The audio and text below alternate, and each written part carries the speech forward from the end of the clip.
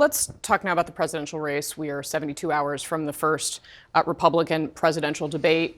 It's going to be missing the frontrunner, Donald Trump, the former president. He is facing federal charges over his efforts to overturn the election. And you did vote to convict him in his impeachment trial after January 6th. You said, quote, because he is guilty. The former Attorney General, Bill Barr, says that the charges that have been brought against him are, quote unquote, responsible.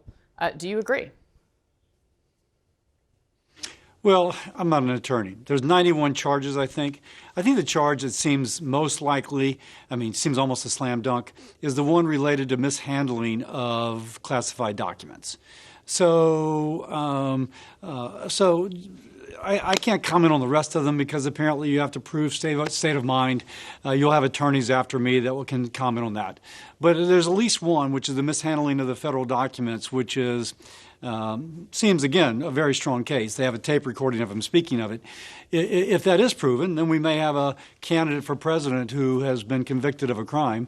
I think Joe Biden needs to be replaced, but I don't think Americans will vote for someone who's been convicted.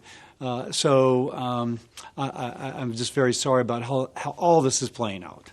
Do you think that Donald Trump should drop out of the race?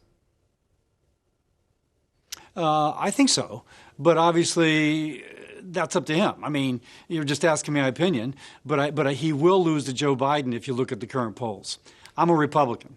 I think any Republican on that stage in Milwaukee will do a better job than Joe Biden. And so I want one of them to win. If former President Trump ends up getting the nomination but cannot win a general, that means we'll have 4 more years of policies which have led to very high inflation, to a loss of purchasing power for the average American equivalent to $10,000, and to many other things which I think have been deleterious to our country's future. So if Donald Trump does ultimately win the Republican nomination, will you vote for Joe Biden or the Democrat over the Republican on the ticket? I'm going to vote for a Republican, but my threshold issue for any person who wants to be the leader of our country is, will you take care of the issues before us? Both Biden and Trump both have the same policy on Social Security, for example, which is to do nothing. Unfortunately, Social Security is going insolvent in 8 to 9 years, which means that somebody watching this who's getting Social Security is going to get a 24% cut.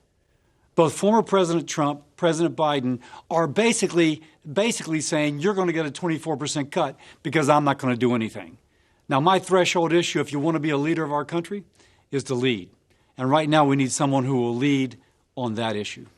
Who on the debate stage on Wednesday night, of the other Republican alternatives to Donald Trump, do you think could be a leader on this issue that you raised, Social Security?